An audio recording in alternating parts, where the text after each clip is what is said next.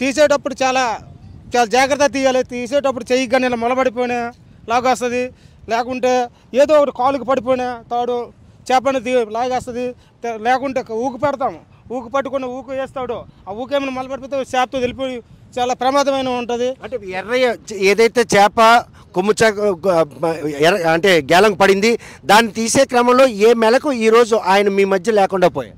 ఇదిగో ఇలాగ తీసేటప్పుడు ఇంకో పై ఊకు ఉంటుంది, ఆ పై ఊకు అనేది ఇలా వేస్తారు. వేసేటప్పుడు దీనికి అదిగో దానికి చెయ్యికి మొలబడిపోతాడు, మొలబడిపోయినట్టే మనిషి లాగేస్తుంది, చాలా ప్రమాదంగా ఉంటుంది. ఆ తర్వాత మనము ఎంత ట్రై చేసినా మనం రాలేము, ఎందుకంటే చేప ఫోర్స్ ఎక్కువైపోద్ది, ఫోర్స్ ఎక్కువైపోయి మనం తప్పించినా రాదు. మనం ఊపిరి ఎంతవరకు ఉంటాము, ఒక 5 నిమిషాలు ఎంత ఉంటే సరే మరి వెళ్ళిపోతాం, మరి దొరికే పరిస్థితి కూడా ఉండదు, ఎంత ట్రై చేసినా దొరకదు, చాలా ప్రమాదమైన పరిస్థితిలో ఉంటాం అన్నమాట. చూస్తే కనుక ఏదైతే గేలాంకి కొమ్ము చేప చిక్కింది దాన్ని తెచ్చే ప్రయత్నంలో మాత్రం ఈరోజు ముగ్గురు కూడాను ఆయన రక్షించే ప్రయత్నం ఎర్రయ్య చేసినటువంటి ఆ ప్రయత్నంలో ఈరోజు మాత్రం ఆయన ఆ కొమ్ము చేపే పొట్టన పెట్టుకుంటుందని ఎవరు కూడా ఊహించలేదు. ముగ్గురు మత్స్యకారులు కూడాను ఈరోజు ఆయన పరీక్షించారు. చూస్తే అదే పరిణామంగా ఈరోజు ఈ గేలాంకి చెక్కినటువంటి కొమ్ము చేప ఇటువంటి ఘటన చోటు చేసుకుని మునిపెన్నడు కూడా అంటే ఇటువంటి ఘటనలు కోకోలలుగా ఉంటాయి. కానీ అంత 200 కేజీల కొమ్ము చేపని పడవలోకి తెచ్చేందుకు చేసిన ప్రయత్నంలో భాగంగానే ఈరోజు ఎర్రని మాత్రం కోల్పోయే పరిస్థితి ఉంది. శ్రీకాకుళం జిల్లాలో ఇప్పుడిప్పుడే ఏదైతే గేలాలు వేసి చేపల వేట పట్టేందుకు చేస్తున్న ప్రయత్నం మాత్రం ఈరోజు వారందరినీ భయాందోళన కొలుపుతుందనలో ఎటువంటి అతిశక్తి లేదు. ఎర్రన్న చేసినటువంటి ఆ ప్రయత్నంలో తోటి ముగ్గురు మత్స్యకారులు కూడాను ఎర్రన్న కాపాడేందుకు విశ్వ ప్రయత్నాలు చేసినా ఆయన మాత్రం ఈరోజు వారి మధ్య లేకుండా పోయారు. పెద్ద కొమ్ము కోన చిక్కింది, దాన్ని ఎట్టి పరిస్థితుల్లో పడవలో వేసేందుకు చేసిన ప్రయత్నం ఎర్రన్న విషయంలో ఏ మెలకు ఈరోజు ఆయన్ని జల సమాధి కారణమైంది. తోటి మత్స్యకారులు ఎంతగా ప్రయత్నించినా ఎందుకు ఆయన కాపాడలేకపోయారు? అది ఇప్పుడు చేప అనేది మనం పట్టుకున్న తర్వాత దాన్ని చాలా పవర్ అంటే చాలా ఫాస్ట్గా ఉంటుంది. మా ప్రయత్నం అయితే ఆ ముగ్గురు మత్స్యకారులు బాగానే చేశారు. చేసినప్పుడు కూడా అక్కడ ఏమైందంటే ఆ చేప వచ్చి పైకం అనేది తగిలించేటప్పుడు దాన్ని పెట్టడం జరిగింది. పెట్టిన తర్వాత అది దాని శరీరానికి ఎప్పుడైతే బాగా ఆ ఉక్కు దూరిపోయిందో దానికి బలంగా నాటుకున్న తర్వాత లాగిన తర్వాత ఏం చేశారంటే తోటి మత్స్యకారులు కూడా తనని రక్షించాలని చెప్పి సముద్రంలోకి పైదాడు పట్టుకొని వెళ్ళి దాటి తీసుకొని రావాలనుకున్నారు. ఈలోపు ఆ కొమ్ముకొని చేపలకు పవర్ ఎక్కువ కావడం వల్ల మనం చేతికి అందుతాడనే మనిషి హఠాత్తుగా గల్లంతా లోపల ఆకుని వెళ్ళిపోయింది. కానీ ఆ గేలం చిక్కినట్టు కుంభకోణం సుమారు 200 కేజీలు ఉండడం కూడా ఒక కారణం కావచ్చు ఈరోజు ఆయన లేకపోవడం. అది కూడా కారణమే, ఎందుకంటే అది చాలా బలమైంది కాబట్టి అది 200 కేజీలు అంటే తక్కువ కాదు. దాని పరిణామాన్ని బట్టి మనిషిని పట్టుకొని లోపలికి తీసుకున్నట్టు. సో ఈ కుంభకోణంకి ఉన్నటువంటి ఆ షార్ప్నెస్ ఏదైతే ఉందో అది దాని ప్రాణాలను కాపాడుకునేందుకు చేసిన ప్రయత్నంలో ప్రతిఘటనే ఈరోజు ఎర్రన్న కోల్పోయాం. అంతే తన ప్రయత్నమే దానివల్లే ఎర్రన్న మనం కోల్పోయాం ఈరోజు. ఎందుకంటే తను ప్రాణ రక్షణ కోసం చేప తన ప్రాణ రక్షించుకోవాలని చెప్పేసి తన ప్రయత్నం చేసింది.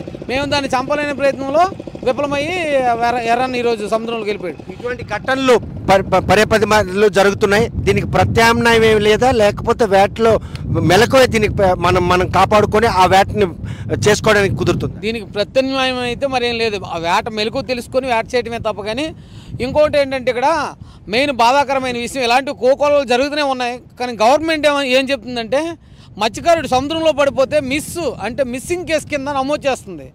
దయతలసి స్టేట్ గవర్నమెంటు అవతల సెంట్రల్ గవర్నమెంట్ 2 గవర్నమెంట్లు కూడా దీని మీద కొంచెం సానుకూలంగా స్పందించి ఎవరైనా మత్స్యకారులు సముద్రంలో పడిపోతే తక్షణమే చచ్చిపోయేటట్లు నిర్ధారణ చేసే ప్రక్రియ తీసుకొని రావాలి తప్ప. కానీ ఏదో 400 కిలోమీటర్లు 500 కిలోమీటర్లు 30 కిలోమీటర్లు 40 కిలోమీటర్ల లోపల చచ్చిపోయే మనిషి మనకి ఆ బాడీ దొరకాలి అంటే ఎప్పుడు దొరకదు.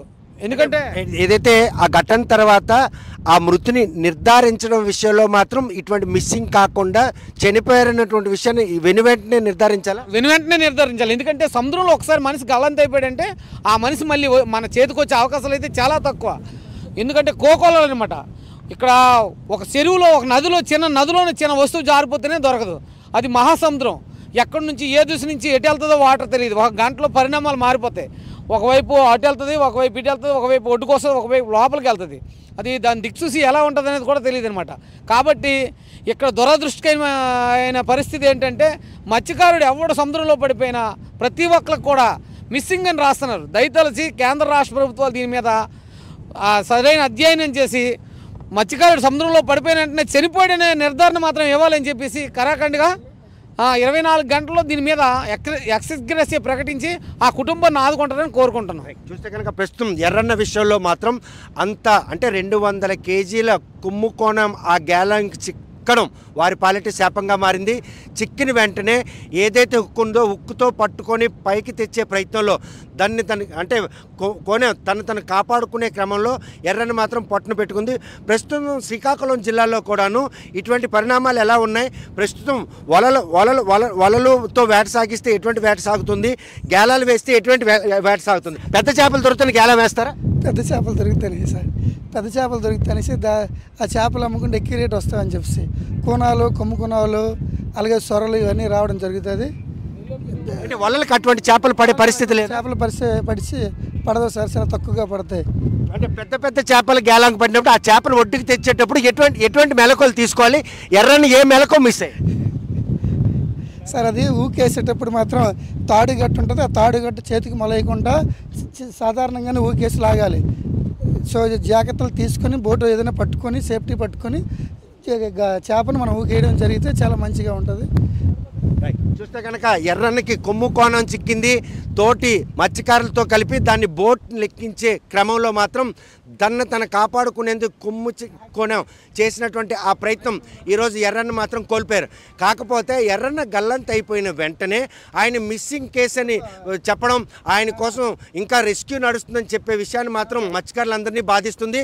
ప్రస్తుతం మాత్రం మత్స్యకారులు ఎవరైనా సముద్రంలో గల్లంత అయితే ఆయన మృతిని నిర్ధారించి ఆ కుటుంబానికి మాత్రం నష్టపరిహారం ఇచ్చే విధంగా ప్రభుత్వాలు యోచించాలి. ఇటువంటి ఘటనలు జరిగినప్పుడు మాత్రం మిస్సింగ్ కేసు అని చెప్పి తత్సారం చేయకుండా ఈరోజు ఎర్రన్న కుటుంబానికి మాత్రం ఎక్స్కేర్షియా ప్రకటించిన విషయంలోనే మిస్సింగ్ అని చెప్పి వాళ్ళు తత్సారం చేస్తున్నారు. ఆయన ఇప్పటికే మరణించుంటాడు.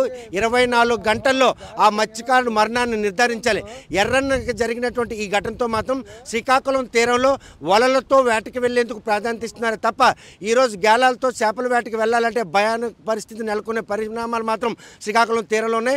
ప్రస్తుతం సముద్రం అల్లుకొల్లాలుగా ఉండడంతో పడవలపై వెళ్ళి వలలు వేసి వేట సాధించడం కొనసాగే పరిస్థితి లేని నేపథ్యంలో ప్రస్తుతం గేలాలపై అయితేనే పెద్ద పెద్ద చేపలు దొరుకుతాయి. ఆ చేపలు కూడా ఖరీదైన అంటే ఎక్కువ మొత్తంలో డబ్బులు వస్తుంది.